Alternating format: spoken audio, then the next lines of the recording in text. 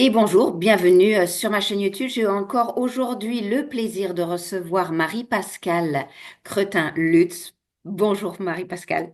Oui, bonjour Cécile, merci de m'avoir Aujourd'hui, on va invitée. parler de l'importance de l'activité physique parce qu'il suffit pas seulement d'un bon, on a parlé d'alimentation, on a parlé de sommeil, on a parlé de l'importance du système nerveux, mais il faut savoir que bouger, eh bien, c'est la vie et que l'activité physique est essentielle à notre bien-être. Je vais te laisser le partage d'écran.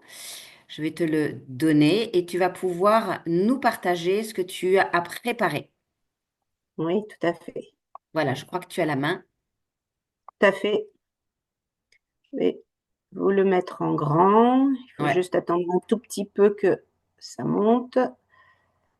Et voilà. Donc, effectivement, parfait. voilà, le mouvement, une clé pour la santé.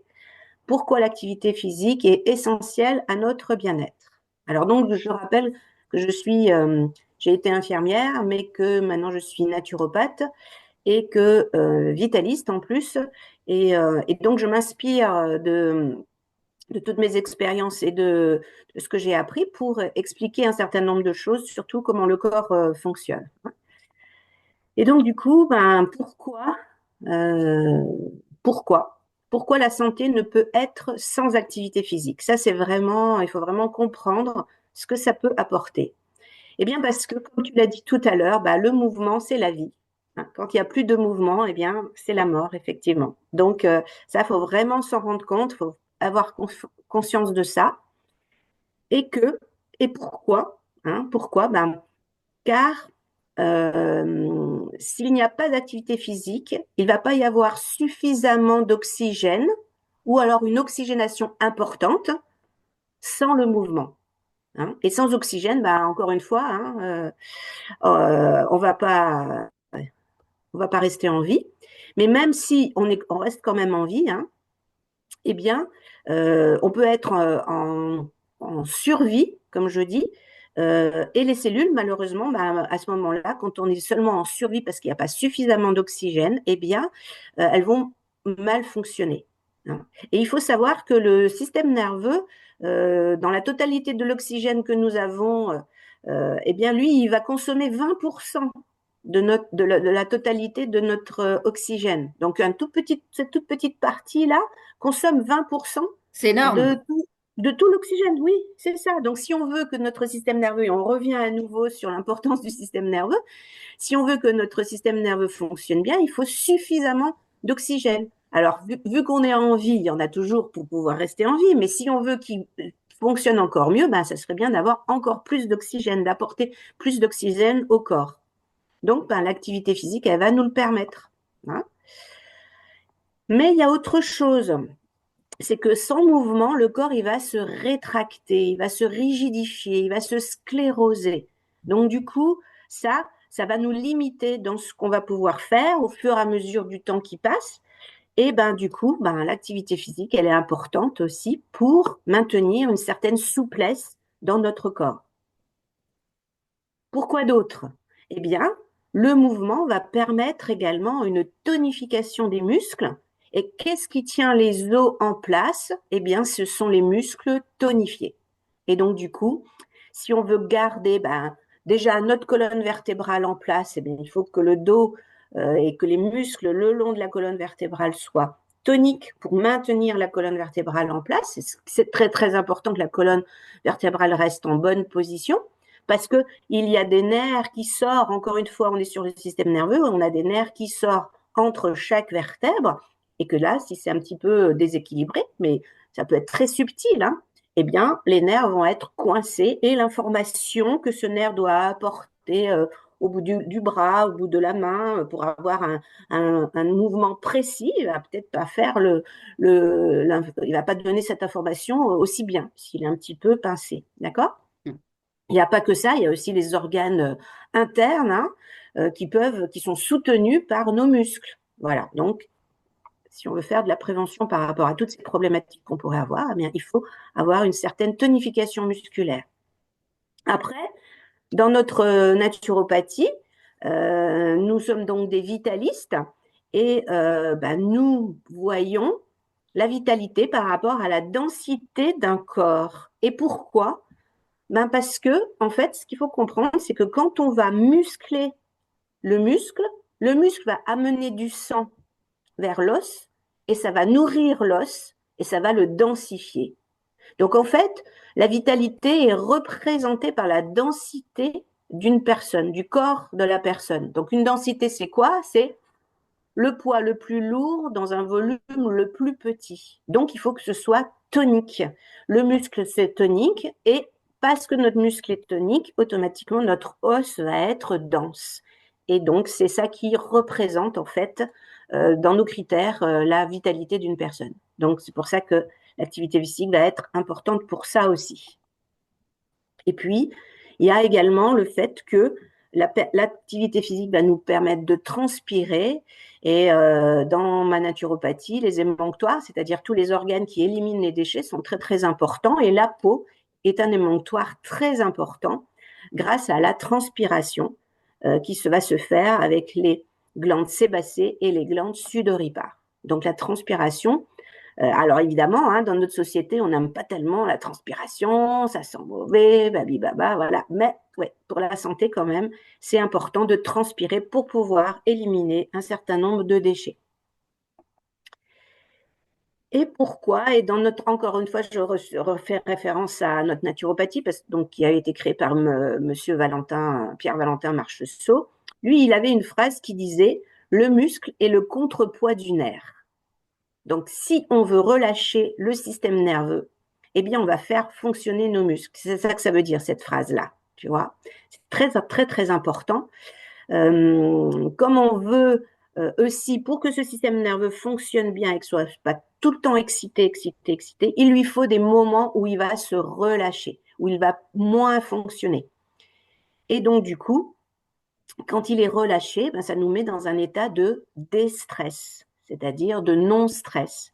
Et le sport va avoir, l'activité physique va avoir cette action de déstress avec plusieurs, grâce à deux choses, grâce au fait que quand on met notre énergie dans le muscle, eh bien, l'énergie n'est pas dans le cerveau, à faire cogiter et à utiliser de l'énergie pour rien, en fait. Hein. Il faut savoir que le cogito, quand les idées tournent dans la tête, ça n'apporte rien, mais ça prend énormément d'énergie. Donc, comme nous, on est des vitalistes, on veut récupérer l'énergie pour le bon fonctionnement du corps, eh bien, on va essayer d'arrêter de le gaspiller avec le cogito qui n'arrête pas de tourner. Donc, l'activité physique va être un outil qui va nous permettre de baisser cette activité mentale.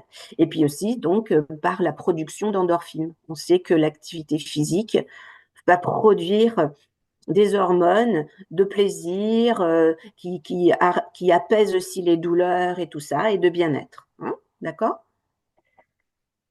Mais l'activité physique, il faut faire un petit peu attention parce que mal faite, elle va être dommageable pour le corps. Ça, il faut en être totalement conscient. Hein. Une activité physique trop intensive ou faite sans un échauffement suffisant ou alors trop prolongée, hein, entre autres, hein, ça va pouvoir amener une acidification hein, qui va entraîner un certain nombre de choses, hein, des risques d'inflammation au bout d'un certain temps, des risques de douleur avec l'accumulation d'acide dans les muscles qui vont donner les courbatures, des risques de raideur. Et quand le corps il est un petit peu plus raide, eh bien automatiquement il va se léser plus facilement que s'il reste souple.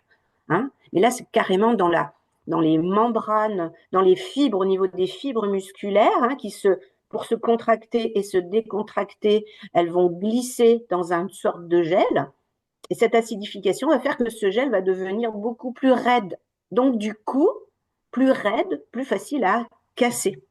Voilà. Donc, les claquages éventuellement. Et puis, donc, évidemment, au bout d'un certain temps, éventuellement, les calcifications au niveau articulaire. Et donc, cela risque d'entraîner ce qu'on appelle une acidose tissulaire, qui est l'accumulation avec le temps d'acide dans les tissus. Et ça, en fait, on sait depuis très très longtemps que une acidose tissulaire est le lit de toutes les maladies. Les maladies vont s'installer, les problèmes de santé vont s'installer sur un terrain acide. Ok. Et évidemment, il ne faut pas oublier quand même que une activité physique pas faite comme il faut peut aussi entraîner des problèmes cardiovasculaires, hein, parce que si on ne s'est pas bien entraîné ou si on n'a pas fait de sport pendant 15 ans, 10 ans, puis que d'un seul coup, on prend son short et on va courir et qu'on n'a pas, voilà, certaines personnes vont pouvoir avoir vraiment des gros problèmes cardiovasculaires en faisant un effort trop fort sans entraînement. Et aussi, sans respecter le fait de commencer un effort physique progressivement pour justement habituer et tout le corps, les muscles, les articulations, mais aussi le système cardiovasculaire à aller vers un effort un petit peu plus fort. Mais on va y aller très progressivement. Voilà. Donc tout ça, voilà. Ben, nous, ce qu'on appelle une activité qui est en accord avec la santé, eh bien, c'est une activité physique physiologique. Et je vais donc, à notre prochain rendez-vous, le 11 mars, je vais vous expliquer ce qu'est une activité physiologique qui est favorable et qui améliore la santé. Voilà. Oui, merci, merci beaucoup Marie-Pascale. Ça va être passionnant parce que là, on parle, tu as vraiment j'ai pensé à beaucoup de choses dans ce que tu viens de présenter par rapport aux os, à la densité. Et on sait que les femmes, après un certain âge, à l'arrivée de la ménopause, cette densification devient difficile. On parle d'ostéoporose ou de choses comme ça.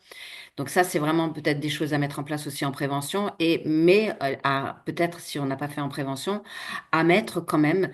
On va pouvoir donner des exemples de sport, pas de sport comme en tant que tel, hein, mais d'une activité physique douce que tout le monde peut pratiquer avec des exercices de respiration, en étant évidemment bien couvert, bien échauffé, en restant couvert quand il fait froid, si on fait l'activité physique dehors, hein, pour justement comme tu disais, transpirer.